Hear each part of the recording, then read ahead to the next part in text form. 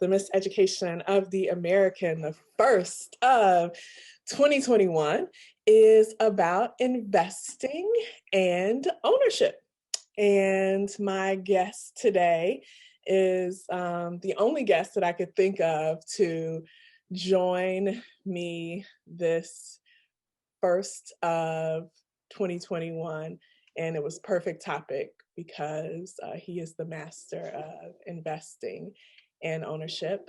The past month or two, I have had to watch CNBC more than the law allows. So he's the perfect candidate. And there's no better guest to have on the first edition of the Miseducation for 2021 than you, because you are the king of investments and ownership. And I was telling him that I have been subject to watching CNBC for the past month, day in and day out. So you can share your wisdom with more than just us in the household. Yeah. So tell us a little bit about yourself first, Marcus, for those people who may not know you, although I'm probably sure everybody does. But okay, so you can stop now. Don't gas me up, because the minute you gas me up, you're gonna put me right back in my place. So first, I am not the king of ownership and investing. I'm that's where I want to be, actually. So Marcus Rembert, husband to Keisha Rembert, first and foremost. And last 7 years, after a couple of decades in corporate America, I've been in real estate. And first year, I started with a smaller brokerage and kind of felt my way around in the dark, if you will, to a degree. And one thing is we're both big on education. So I just was really focused on that aspect of it. And it led me to where I am now. So the brokerage I've been with for the last 6+ years. And I've been lucky enough to grow my real estate business each year I've been there. And been also fortunate enough where, my voice has been deemed valuable enough where I could serve others in a leadership position. And two of those areas, one being in our agent leadership council, where basically we work directly with the leadership / ownership team to make sure that all the agents' needs are being met, and business decisions account for the agents themselves as well. And I am also a part of our social equity diversity task force as well. Snaps to that. I was really excited about your addition to that, because I know that's something that you have always been passionate about. So this episode, Mr. Rembert, is about investments and ownership. So tell everyone why both, and what's the difference between the two? How do you define each? So, great question. So, investment, and I think pretty much everybody's familiar with investing, whether that is from a business perspective or a personal perspective. A business perspective, like you said, me watching CNBC, I'm really involved, or we are really involved. Our money is involved in the stock market. And that comes just from something that I've always been curious about, but a little scared to put both feet in, just because a lack of understanding. So, that's never an excuse, especially in our household, for not doing something. So what do? You educate yourself. So as we become more educated on the stock market, which is just one form of investing, then we've gotten more confident in that particular mode of investing. We invest in ourselves, whether it's education, from a health perspective, just taking time for ourselves. And then ownership, it's clear, owning. I'm a huge believer in owning stuff, whether it's property, companies via the stock market, or having a company ourselves. And ownership comes in a personal, from a personal perspective, just not, things can happen to you, but what are you doing to take ownership when those things happen to make sure that they don't continuously happen to you. Okay, so basically you're about to school us on a number of different things. So I love that you have come to it from this idea of investing in yourself. So investing in who you are, investing in your family, marriage. We could talk about that for sure. Mm-hmm. Investing and owning your decisions and what you do. So I'm a big believer in the idea that investments and ownership can bring you peace. So the time that I've invested with the kids and you and other members of our family and our friends have brought me peace personally, and owning the decisions and the things that I say, the words that come out of my mouth have also brought me more fully into myself. What are your thoughts on that? Oh man, that's a mouthful. Yeah, so from a parenting perspective, one of the things I'll start with that because one of the things that where we've evolved, and thank goodness our kids aren't involved in this because they would be finding ways to basically, you know, get their jabs in at us. But we had the philosophy of taking ownership, having them take ownership in their lives and decisions while also taking ownership in our parenting and seeing, okay, where has our parenting, has that, have we accounted for where our parenting may have caused, kid A to repeatedly make those decisions that get them into a bind?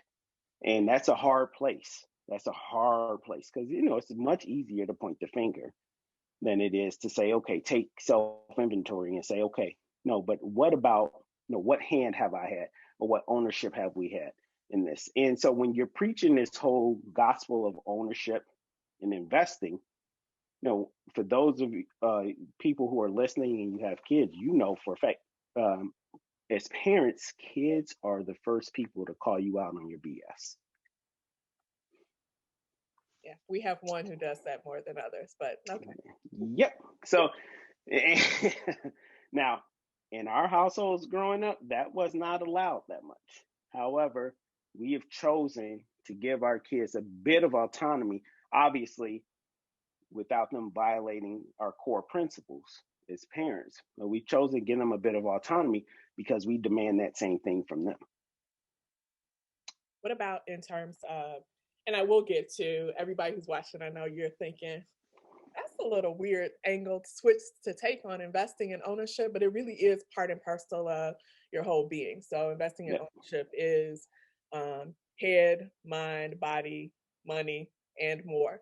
So what about when it comes to marriage, Marcus? What are some investments that you've made in your marriage that you feel have paid dividends? Well, the first thing is when you come into marriage, I think we approach it, let's look at it like a business and work with me, everybody, because at first this may sound a bit clinical. When you start a business, you started with all this excitement, all this possibility, hope, wealth, dreams, and that's a correct mindset. However, what we don't tend to account for is, okay, what are the potential blind spots, and have I fully staffed my business to cover the things that I'm not good at? Because I may be good at 1, 2, and 3, but have I had an honest conversation with myself about not being good at 4, 5, and 6, and how that may impact my board members or my other stakeholders who depend on my business being successful? So in a marriage, obviously that would be your significant other. Have I truly accounted for what I'm not good at, the areas that I'm weak in, and verbalized it? And how do I put together a team around me, around us, that accounts for that? So applying that from a more personal perspective where marriage is concerned is being honest about what my ideal with marriage is. And that usually comes, for better or worse, from what you grow up seeing. Yeah. We talked early on about just like one of the things that has, and maybe backing up a little bit too. So Marcus and I have, most people know, have dated since I was 13 and you were 14. Yep. Yep. And so, like, we were young, we grew up together. We have raised each other to a certain extent. And thinking about marriage in terms of not what we saw, no shade to anybody in the family, but kind of doing things different, right? And owning our own marriage. So going back to that idea of ownership, owning it for ourselves and making it be something that was fruitful for us. And that's difficult sometimes. Would you agree? Yeah. And on top of that, bringing in these, what do you call it, Keisha? These gender normative roles into marriage. Well, a woman doesn't make more money than her man does, and or regardless of what your relationship makeup looks like, and oh well, or a man doesn't cry, right? Yeah, which we got some funny stories around that, and or that a woman doesn't necessarily not speak her mind, but that she Submissive. doesn't have exactly submission and what that looks like, and what submission looks like in one marriage where it's successful isn't always what it looks like in the next marriage. And so and that neither one of us, well, one of us for sure isn't perfect. So jumping off point with that was, and that's an evolution. So you get together, we get married, we determine, okay, we're going to do things a bit differently, just because the thing about the two of where we tend to debate a lot and bump heads a lot, but we do have some areas where we agree, and where we are good about, and we're much alike, is that we're both dreamers. So, okay, let's dream about 5 years from now. What does our marriage look like? What does our family look like? That actually is a perfect segue into my next question. What are your goals for 2021? All right, so we just did a vision board event with a couple of my colleagues. Shout out to them for inviting me. Yes, it was inviting us. Yep. And so at the top of my list, so you talked about me being just watching CNBC and having you watch CNBC, which quiet as kept you all. She's getting into it now. So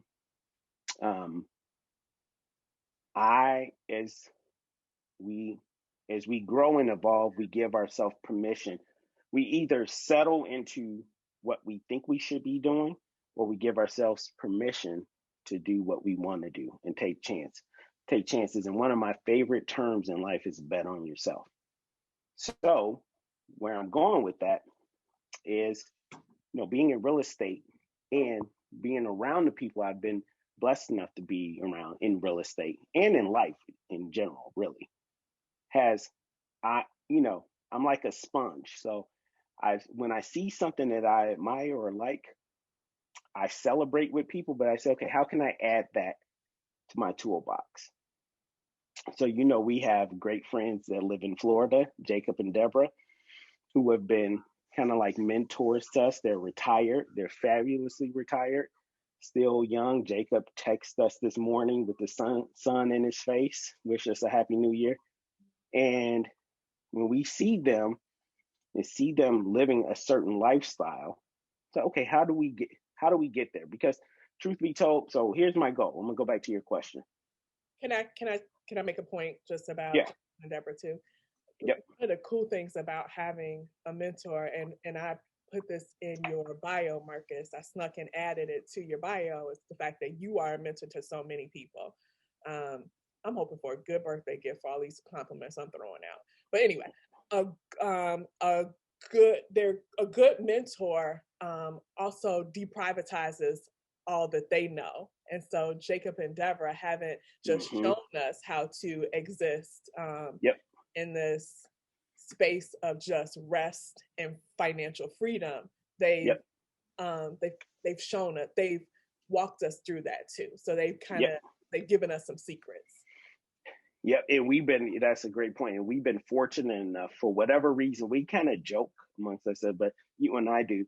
We've been fortunate enough to have friends that are like a generation older than we are. So Shout out when to you Ken talk, and Lori for marriage mentorship. Like, yep. Yep. Shout so, out to Rich and Judy, because they were the first ones to give us that hope when they retired to the Palm Springs area and we went out to visit them. Their whole thesis was, when you come visit us, take your watch off. Time doesn't exist while you're here. And we were like, what the hell? Like, this is like, we're and wonderful. yeah, exactly. Exactly. So that's the benefit of that wisdom from I say older people, are older, but more experienced, more learned, more lived experiences, where we don't have to go through certain things, and we can now accelerate our growth because we see what they're doing. They're like, oh, okay, all right, I see that, and now I'm going to apply it. So with that, my goals Mm-hmm. For this year is to add uh, four additional passive streams of income. We have 3 passive so far, because What do you mean when you talk about passive streams of income? yep. So passive streams of income are things that most of us, what we do is we trade time for money. I do A, B, and C, I get money. And once I stop doing A, B, and C, I don't get money anymore. Passive passive income is, I do A, or A, B, and C. I do it once or maybe here and there, but I constantly get paid off of it. So one of the quotes that really like moved me more earnestly in this direction was, Warren Buffett has a quote. He says that either you learn how to make money work for you, or you'll work for it until you die.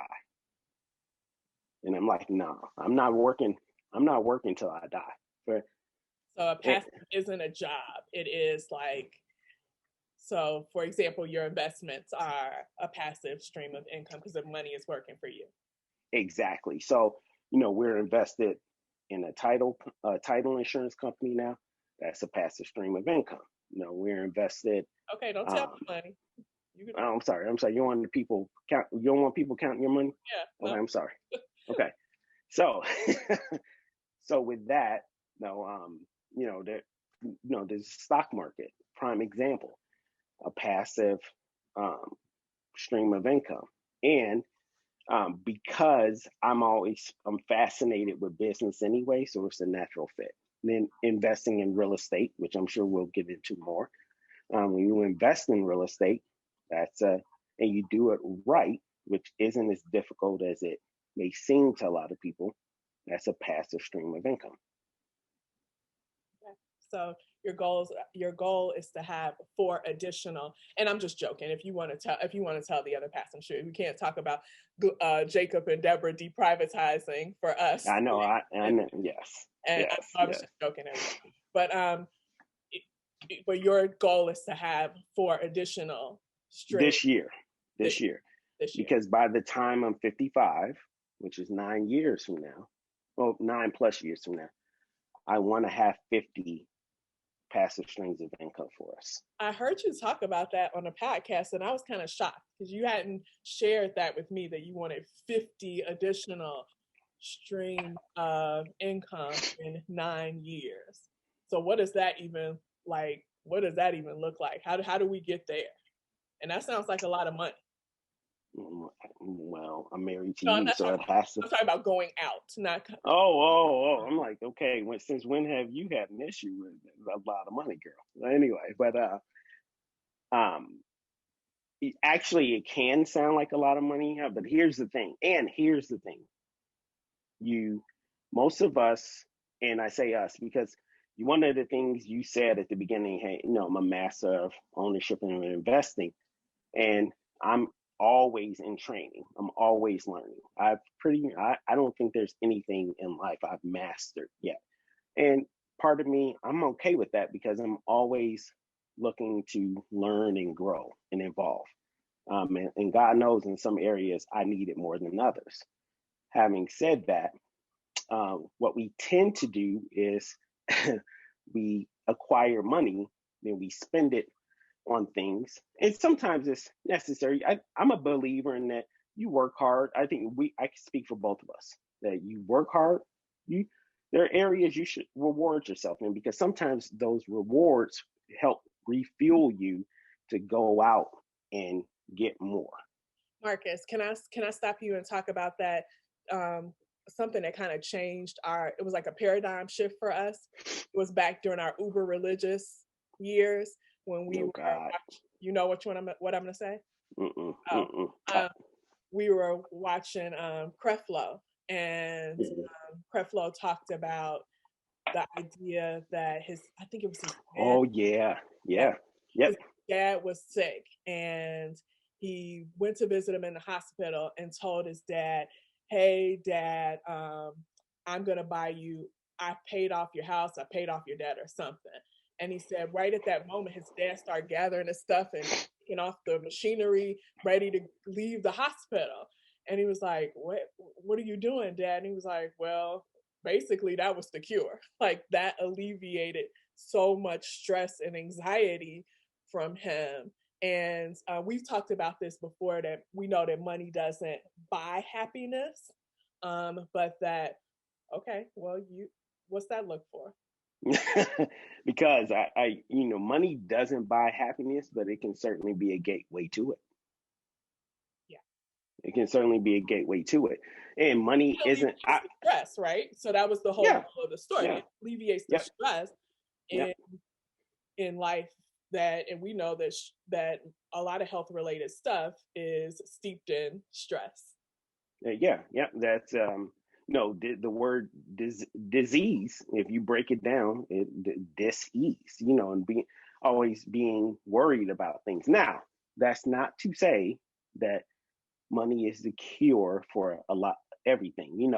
A person that comes to mind, an example of that, who's highly regarded, is Steve Jobs. And Steve Jobs died of an illness, and he had all the money that you could ever want, and still couldn't cure himself. So money isn't the end all be all. In fact, I'm a big believer too.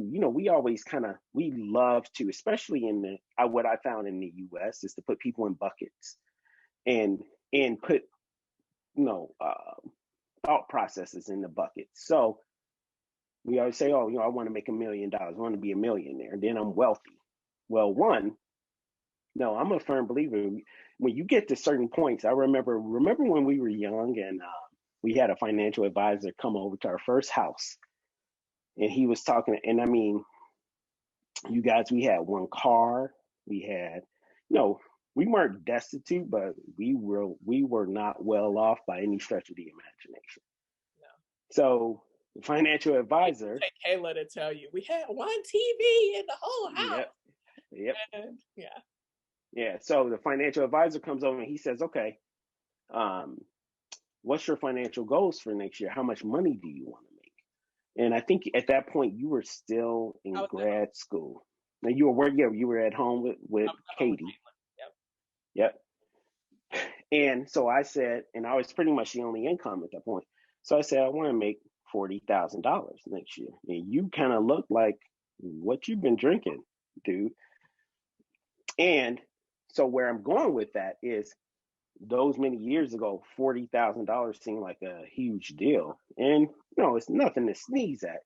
However, once you get to a certain level of income and you start to think bigger, I'd be like, why didn't I say 50 or 60? Because guess what? Guess what he did, y'all? By the end of that year, that's what he had made. He got a promotion, and he was at $40,000 a year. And and he's being nice about how I responded to that, because I was sitting there thinking, how he gonna say he gonna make $40,000 when I see his paycheck every week? and I don't think he's gonna get there. So Yeah. it was him speaking that into existence and working for it too. Yeah. And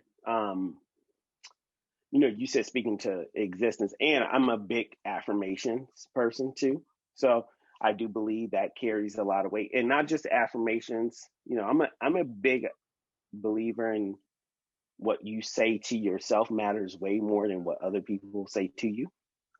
However, going back to that mindset thing, $40,000 a year. Once we got to that point, we were grateful, but you start to see that, and especially going back to some of those relationships with other people, you start to see, we thought we were doing something with 40,000. Now, we got friends that and we wanted to just renovate our kitchen. We can think beyond that. Now we have friends who not only have a nice house here, they have a second home, and a second home that's nicer than our first home, that gives them even a lifestyle that at that point we could only dream of or see on HGTV. So several friends that have that, babe, and pay cash for it, and don't have yeah, exactly. So, which is the beauty of. So I talked about money being the gateway. However, I think even more so than money, relationships, because let's be real, money, and I think what I'll get to COVID and what that's revealed to us. However, money is a lot easier to get than what most people think. It's time. Time is what we really want. And then you want to be surrounded by those people who you know, love, and trust. So those time and relationships are way higher currency than money. However, I think because of our lack of understanding of money and our sometimes, depending on our backgrounds, our negative relationships with money, we tend to not think of money the right way. And we try to say, money's the root of all evil, or, don't be a lover of money, so on and so forth. And money can't give you happiness. And where we know, you and I, we've been not only a part of marriage counseling, but in marriage ministries, what's one of the top things that lead to divorce in marriages? Money. Money and communication. So both those things of investing and owning. Really investing and owning is what breaks relationships up. So as people think about their own goals for 2021, how should they start to plan and act for actively invest and own in this new year? Well, we've never been in a time in history. So one of the things, obviously, we were talking last night as we struggled to stay up to midnight to celebrate New Year's. But we were talking last night about, you don't have to tell everything. Well, you shouldn't have had me on. You know who you're dealing with. So we noticed, we could hear all of the firecrackers and fireworks going on, around us. It's like almost in the teens temperature wise, but people were celebrating like, it was a noticeable difference how people celebrated this New Year's versus last New Year's. And obviously 2020 being a hellscape that it's been for a lot of people, that's understandable. But what COVID has done has been a revealer as well, and an accelerator. So where I'm going with that is we've never been at a time in history, as much as COVID truly sucked for so many people, we've never been at a time in history where we've been more equipped as a people, as a race of humans, to deal with COVID. Think about the last pandemic, which was the Spanish flu. They didn't have any internet. They didn't have food delivery. They didn't, work from home. You didn't healthcare. In healthcare, we got a lot of things wrong with healthcare now. However, they didn't have access to certain things healthcare related that we do now. So we've been this period of time going through this. they didn't have video games, and probably most places didn't have indoor plumbing back then and electricity to the extent we have now. So having said all of that, going back to your original question, if you want to set yourself up for success in 2021, we've never been at a place where as an individual you can do that easier than today. And do we still have some of the same isms that we're struggling with? Yes, we do. However, I don't have to go and ask someone. So what you're doing right now, Keisha, is a prime example. If you wanted to broadcast this message to help educate people, and you wanted to do it on an international level, which you are, I'm sure you have viewers outside of this country. I do. Yep. 20 years ago, you would have had to have known someone or gone to some gatekeeper of media to say, hey, can I do this? I'm interested in doing that.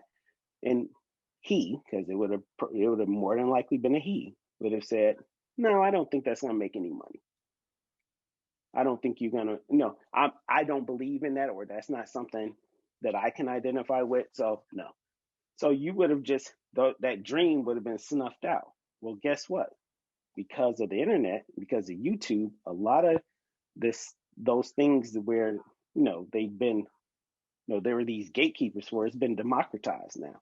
So you don't have to ask permission to have your voice heard.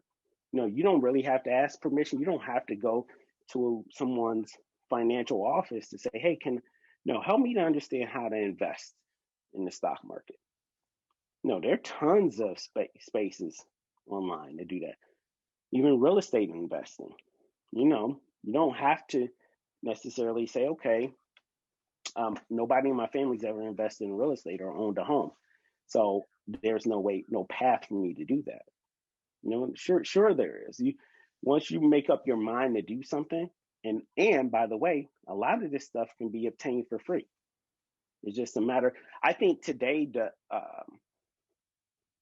dichotomy of us living in the information age is that it's like a buffet. You ever been to a buffet where there's so much to eat you can't determine where you want to eat from?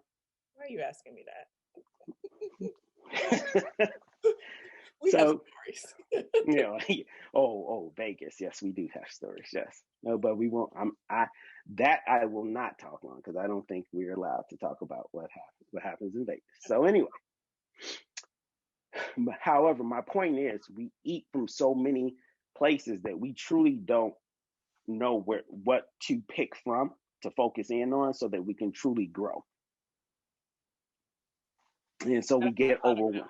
Is that a byproduct of the society too? Because I remember as you were saying that, I remember, so Marcus has always been, he's talked about us being dreamers, but I think Marcus might be not a bigger dreamer than I am, but you just always channeled this, your entrepreneurial, that's always been innately who you are. And by nature, I'm more risk adverse in that way. In other ways, I'm more risk forward, but in that way, I'm more risk averse. And so I remember you like wanting to, during that same time, not maybe even pre that, you wanting to invest in something that you saw on TV late at night with realists. You could buy a program that would give you newspapers where you could go around and invest in properties. It was Carlton Sheets. Yes, Carlton Sheets. Yes. And you got that. You shouldn't have done that, but anyway. So yeah, should I not? I mean, I would have. Should I not have done that? Because to your point, the point you're making is, I shouldn't have done it because you found that in one of our closets with a bunch of other junk.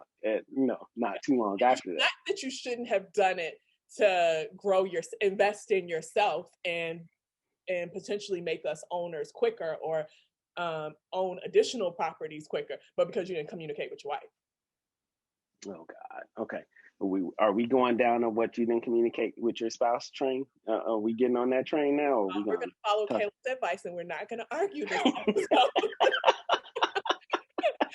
Okay. All right. I'm just checking. Just I'm just taking. saying that Okay. I was bringing up the Carlton sheets. You brought the other stuff into it. So anyway, Carlton sheets. Marcus, you've always been wanting to invest, but now that stuff is on YouTube. Like I see you at night and into the morning watching these YouTube investors, and so you have all of this education and information at your fingertips. And so are you telling people that in 2020 what they need to start doing is educating themselves about investments and ownership? It's 2021. 2021. Wow. Yeah. No, I know. And the reason I say that is just because I have to remind myself. I mean, we're only a day removed from it. I am saying that. I'm saying just be strategic about your investing and whatever it is, whether you want to start a business for yourself, you want to do drop shipping, you want to invest in real estate, you want to invest in the stock market. Be strategic and kind of invest in finding a spouse. Like, so that's still investment, right? Mm-hmm. Yeah. Big time. And going back to the ownership piece of it, my big belief is, and I tell this to our kids too, the type of spouse you want doesn't start with going outside. It starts with looking inside. Because I think this is where maybe you were going with the earlier conversation, is even an evolution of marriage where, all success is not linear. So that means, we always expect success to kind of just be like this. And, I think that's kind of what has made me less afraid of the stock market, because success in a company's growth isn't always linear, and the growth of a stock, in the stock market is called parabolic cycles, meaning, a stock could do this, it does this, it does this, it does this, it does this, it does this. But over the course of time, the strong companies, if you follow a line, it's still, that trajectory is still like this. And I think really that's what we all want in life, whether it's marriage, health, finances, because none of us are getting out of life without any setbacks. Yeah, for sure. So, is real estate still a good tool for investing? So, like we just left the year of the plague, and was that a good real estate year? Are we headed toward another economic downturn where we have to be concerned about our investments in real estate? Yes. Yes to what? Yeah, no, seriously, yes to all of those questions. Okay. Real estate is still a great vehicle for investing. I thought that well before I was in real estate. No, rest your mom's soul, but your mom showed us kind of the template towards, being successful in real estate when early on, when we were, just trying to make ends meet. But we saw some real life examples of that it is a great a matter of fact, this is, I won't sidetrack us or get you emotional, but because of those decisions, when you invest, guys, I'm really passionate about my kid, our kids and our family as a whole too. So, we all know we're all, death is gonna, at some point we all die, but you really truly never die. And especially if you leave a legacy big enough, you live forever. So, your mom still lives with us because there's still properties that she invested in, a couple of decades ago, that still take care of some of our family members to this day. So now, how can we take that and go even further with it? And investing in real estate, yeah, it's still a great investment vehicle. I think what the information age has done to us is that we become so inundated and overwhelmed with information and experts. I think we have expert fatigue, so everybody's an expert, that we sometimes forget that we have to do the work ourselves still. Do you think that's the biggest obstacle to people investing and owning stuff? That's a great question. not, it's one of the biggest, that and fear. I think we aren't too far removed from the Great Recession, which is probably outside of what's happened to us in 2020 and how COVID's impacted the economy. Probably was closer to depression than what I found. And I'm going to be featured on another podcast this month where talk about boomerang buyers in the real estate market. And what a boomerang buyer is someone. It's the Mortgage Message podcast. So it'll be around the middle of this month. I wasn't trying to blow up his podcast though on your show, baby. That's okay. I everybody can eat. Okay, I like. See, you learning. I taught you well. So the Mortgage Message podcast. I think around the 15th or the 17th of this month that we talk about boomerang buyers. And a boomerang buyer is someone who is in the real estate market, typically around the mid to late 2000s, and because of the Great Recession and the job loss and the economic impact and what happened because one of the drivers of that recession or one of the bubbles surrounded around the Great Recession was the real estate market was a bubble. And so what ended up happening as a result is a lot of people lost their homes in some shape, form, or fashion.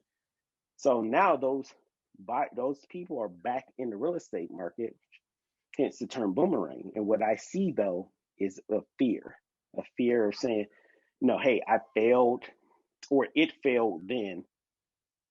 I don't want to fail now. I'm interested in getting back into the real estate market where either as an owner occupant or an investor, but I lost so much then and the trauma associated with that and just helping them to move past that trauma.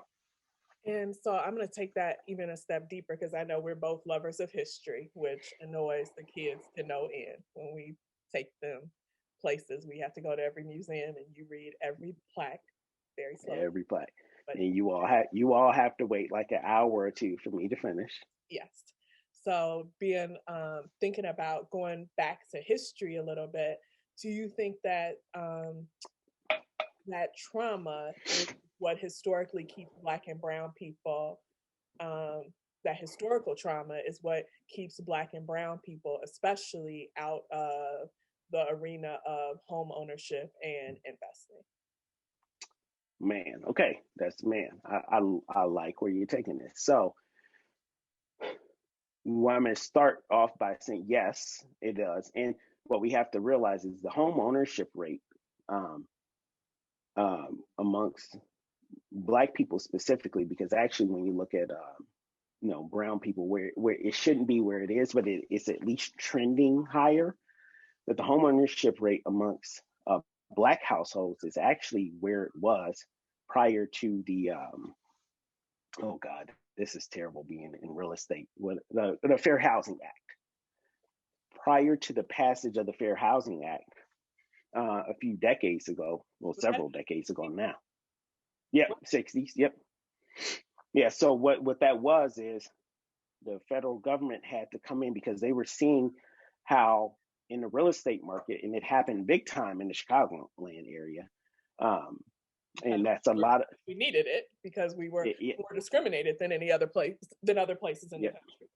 Yep, and that's why still to this day, Chicago is one of the most segregated cities in the country, which we actually didn't. Even if we didn't know it when we moved to Boston, we saw that because when we lived in Boston for 2 years, we saw more financial classism than segregation amongst race because when we had never had such a diverse group of neighbors around us than when we lived in Boston. So anyway, so even to this day, we're still dealing with the ripples of some of the discrimination that happened around real estate. So when you think about blockbusting, which is where if a realtor seizes on the point that maybe a Black family or two lived in an area moved in an area that was predominantly white, regardless of how those other neighbors felt, or regardless how good the neighborhood was, realtors seized on that as an opportunity to pad their pockets by saying, hey, Mr. and Mrs. Smith, a black family moved down the block here, and that's going to hurt your property value, so you better sell. And if you sell at this price point, then we can get you out of here sooner rather than later and get you into another house. So that helped turn over sales and help. I don't hear about that as much as I hear about like what happened to like my grandparents, like being steered to, like that idea of redlining. So it's called blockbusting. Blockbusting, yep. And so what happened was, and a good book to reference for this is something that our social equity and diversity task force that we're reading as a group right now. It's called The Color of Law. We actually talk about it a bit on another podcast I was on just a day or two ago. Yeah, I was going to reference because you guys talked about some good stuff. So what was that podcast you were on earlier this week? It's called Command Your Morning. It's with Karen Prawl, is a great friend of mine, and Nick Baldwin. And Color of Law is written by the guys. I always forget his first name, but his last name is Rothstein, Jewish guy from New York. And I know you're looking for it. It's somewhere in the house. And he just wrote this book on what he observed growing up in the projects, and that's another thing. What we know housing projects now, remember earlier on in our conversation here, I talked about how we bucket, how we bucket people and things a lot in this country. Well, housing projects for the last several decades or a couple of generations have been synonymous with Black and brown folks. Whereas if you read that book and you understand, and maybe some people who lived out east can have some like really lived experiences with this, housing projects were actually built for everyone, and they did house everyone for a certain period of time. However, racial discrimination enters the chat, and here we are. So you can learn about the chat, baby. Yeah. Yeah. Always been in the chat. It's been. Yeah. It's that's true. It's the foundation of the nation. But True. So, anyway, so you'll start to see how real estate has played a really significant role. And, if somebody's listening to this and you're one of those people who says, no, I'm tired of us being so divided today, I'm tired of this, real estate has actually played a pretty significant role in that process, to the extent that the federal government had to enact fair housing laws. You talk about redlining. Redlining was a process where mortgage lenders who were backed by the federal government, they worked together to say, hey, these are areas we don't deem worthy of home ownership, and now we're not going to either lend to these areas, or if we do lend to them, we're going to lend to them at predatory rates and terms. So when you think about, you talked about, is real estate still a great investment? This is only for educational purpose. I am not a financial advisor. However, one of the companies that I am passionate about that IPO'd recently is Airbnb. All right. Airbnb is it's going to be a global force, because when we went to Europe a few years ago, where did we stay? In every country we visited, in Airbnb. And $11 trillion of this world's worth is tied up into people's real estate, into homes.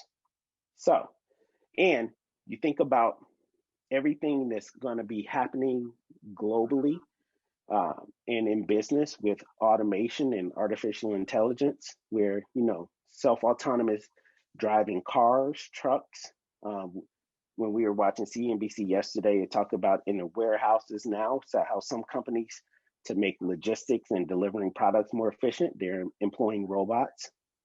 All of that, whenever we hear about robots, think jobs being eliminated. And so it's not a fun topic of discussion. Definitely something I don't like. However, what I've learned thinking like a business, right? Like we have to think about ways in which we leverage that. Exactly.